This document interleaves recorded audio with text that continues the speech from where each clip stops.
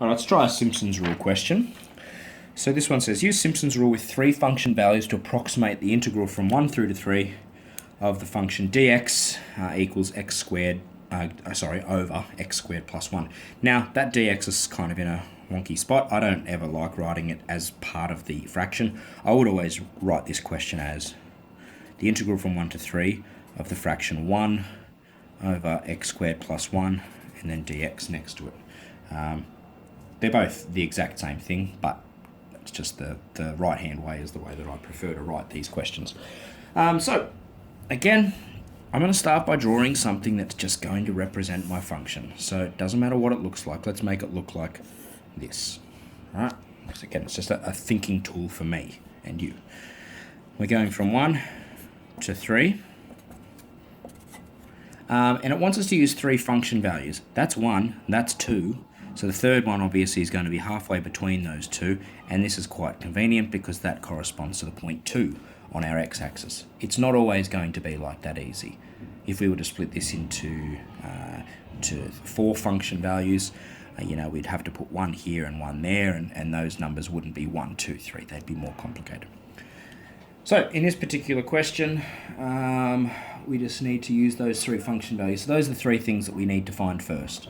Remember, this is the first, this is the last, but when we sort of talk about them, you sort of call this the 0th one, and this in this case, the last one. So this is going to be the first, and this is going to be the second, but it's also, of course, the last, and that's the first.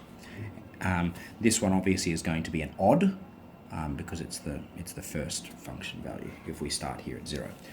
So we need to figure out what these function values are. So we need to evaluate our function when x equals 1. Quite simple. We get 1 over 2. So 1 squared is 1 plus 1 is 2. So where do we write this? Let's go half. This guy here, so it's 2, so it's going to be 1 over 4 plus 1, which is 5.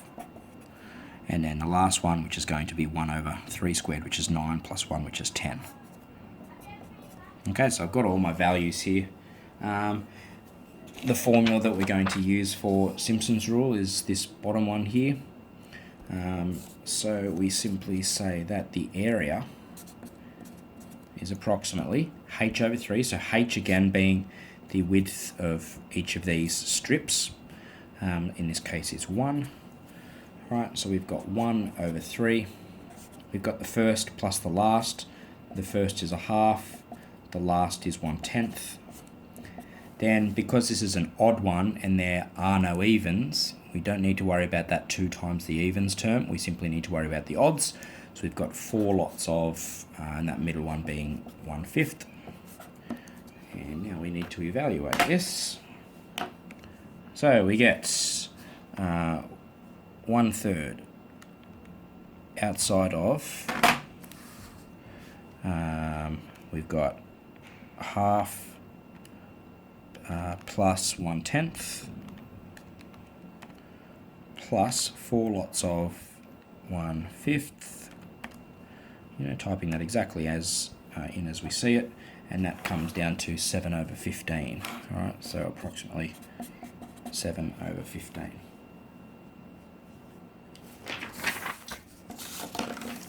The next question that we'll look at is a really typical one. This one's come from a past HSC paper. I'm not sure what's happened here, but that got buggered up. That's supposed to be 200. So it says the diagram shows a block of land and its dimensions in metres. The block of land is bounded on one side by a river. Measurements are taken perpendicular to the line AB from AB to the river at equal intervals of 50 metres. So what that's saying is that each of these is 50 metres. Okay, so that's our h value in our formula. The next thing that we need to realise is that this is the first, this is the last, so we sort of call that the 0th one, and this is the last one, and then we just count up. This is 1, 2, 3, 4, 5. So in terms of odds and evens, now we actually have odds and evens. Odd, odd, odd, even, even. And we need to know what the function values of each of these points are. And this question has been so kind as to already tell us what they are. Alright, so it's simply now a matter of going to our formula and plugging everything in here. Just make sure we've got the right amount of use Simpson's rule with 6 subintervals. 1, 2, 3, 4, 5, 6. Everything's fantastic here. So the area is simply, remember the formula is h over 3, first plus last, plus 4 times the odds, plus 2 times the evens. Plugging that in, we get h being 50. The first and last, that's going to be 210 plus 240 plus 4 times the odds being 220, 190, and 240. I've run out of room here. Plus 2 times the evens being 200 and 210. And I'm not even going to bother typing that in, I'll leave that for you to do. But you type that in exactly as it is, and you'll get your answer. Be careful with your brackets, of course. You could, maybe just to make sure you don't make errors, is evaluate each bracket first and do this in a number of steps rather than type that entire thing into the calculator at once. But other than that, it's not a particularly tricky calculation. Alright, next question that we want to look at is another one that's just given us a function that we don't necessarily know what it looks like, although we do know what this one looks like.